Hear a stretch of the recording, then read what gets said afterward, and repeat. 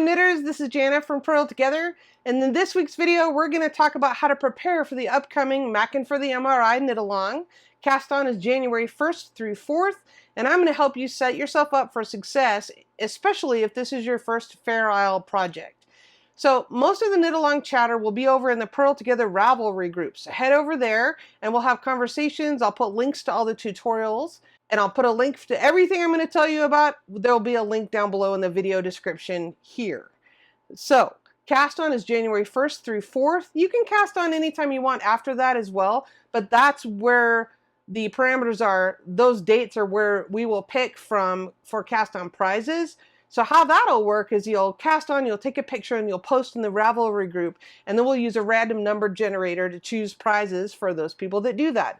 But if you don't have your yarn in time, no worries. You can cast on whenever you like, and these tutorial videos will be available for you indefinitely. So since this is a paid pattern, we're not going to be walking you through line by line by line, but instead we're going to be using teaching you generic techniques that you'll use for any Fair Isle project. The pattern sales go directly toward the Shetland MRI appeal. So this is a fundraiser to help the people of the Shetland Islands obtain an MRI scanner. So if you want to know more about that, there's a link down below explaining the whole situation over there. And if you watched my previous podcast with Anne Frost from the I Thought I Knew How podcast, we explain it all there. So if you're ready to join us, we do have some tips and tricks for you to get set up. You'll want to subscribe to both the Purl Together YouTube channel here and as well as the I Thought I Knew How podcast YouTube channel. Anne and I are tag teaming our tutorials, so you'll want to make sure that you're subscribed to both channels. Hit the little bell notification so you don't miss anything. If you don't have your yarn yet, you'll want to go over to needlepointjoint.com and you'll want to order a kit from them. And when you do, if you place your order between now and the end of the month, you'll receive a 10% off everything in your cart. So as long as you add a kit to your cart, you'll get 10% off everything in your cart. So you may as well pick up some other stuff too you've been wanting, like a book or tools, highlighter tape, all the good stuff. So Tracy over at Needlepoint Joint has put together some different colorways and they're just beautiful. So go check that out on their page. And what I want to talk about today specifically is preparing you, especially if you're using an alternative colorway. The Harriet's hat, the charts are colored for these traditional colors. So if you're not using those traditional colors, how are you going to know which is yarn A, B, C, and so forth? That's what I'm going to show you. All right, the first thing I want to talk about is printing your pattern. Now, if you use Knit Companion or something like that that's electronic, then that's fantastic. I don't really have a device that works well on that. It's just my phone, so I'm still doing it old school, and I'll tell you why for a couple of reasons. One, I really like to print the pattern and then put it in these plastic sleeve protectors. When I do that, it allows me to take painter's tape or take a bit of that, and then I can stick it and unstick it a bajillion times and move it up and down my chart. So the other reason I like to do that is I always have it, and then I can add it to my binder along with the yarn label. For example, I can add it to the yarn. Once I'm finished with this little ball of yarn, I will take this label I'll take this label off and put it in the plastic sleeve protector in my binder. And the reason I do that is I have here all the information I should need if I ever want to replicate the project I'm doing currently, especially since I'm going to be using these alternative colorways. So that's one reason to do that, is that I can take all these labels off, I can put them inside these plastic sleeve protectors and keep that, and I'll know exactly what I used. If any of these, these shade numbers should become, like this is shade 5, dark brown, if that should, not be in stock, and I can't really tell online necessarily whether that's the same color or it isn't, then I have the actual shade number. So this one example is shade number 122.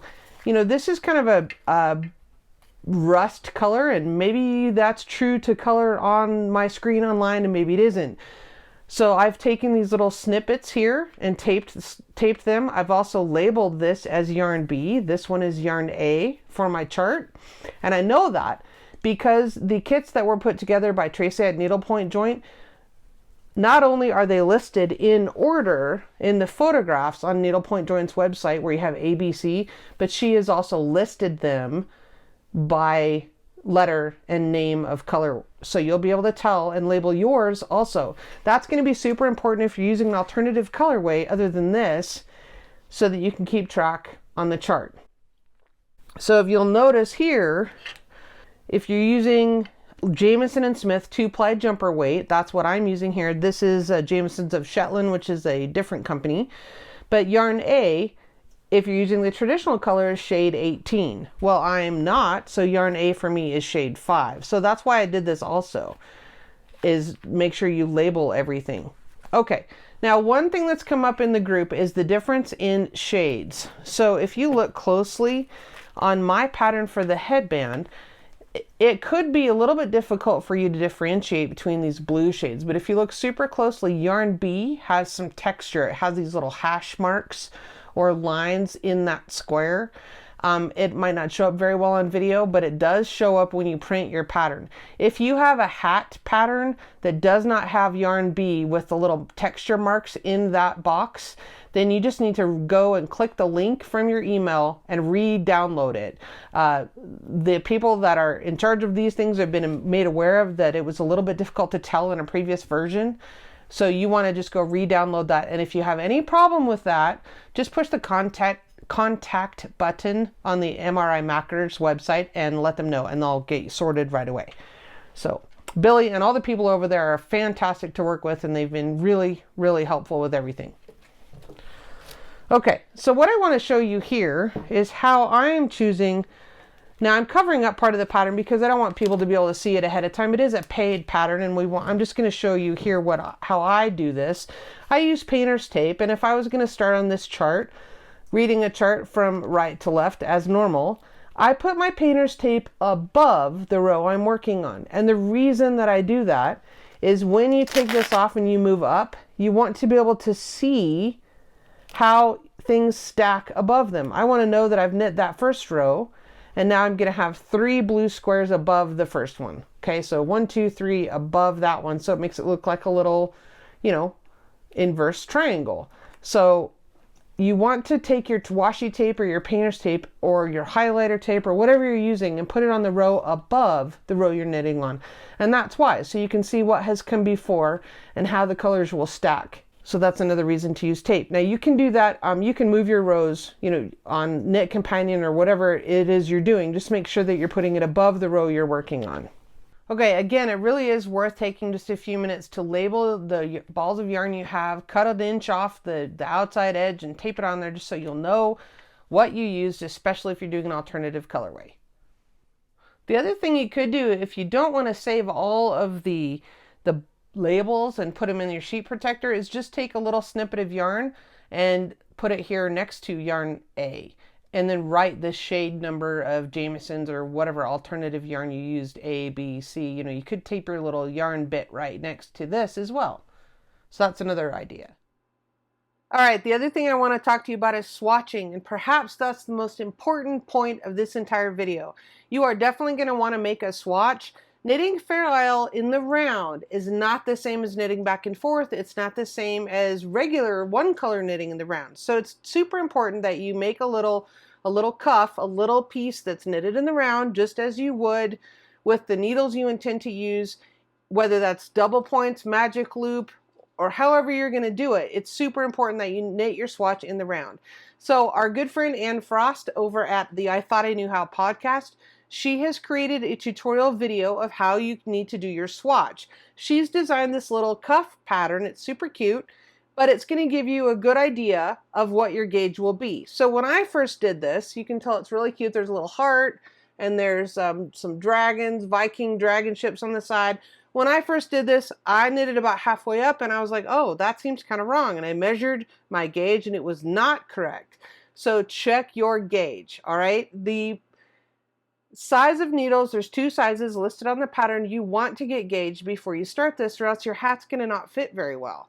So the other point of having a swatch like this is that if you're knitting the cowl, for example, or you just want to learn, you can steek it later where you actually cut it and it becomes a flat piece. So I'm hanging on to my cuff for the purposes of practicing a steek. I've never done that before, and I'm really interested to see what Anne's going to teach us regarding steeking. So she's knitting the cowl, so that's an advanced project where she's going to show us lots of things about doing that project, things you'll want to know.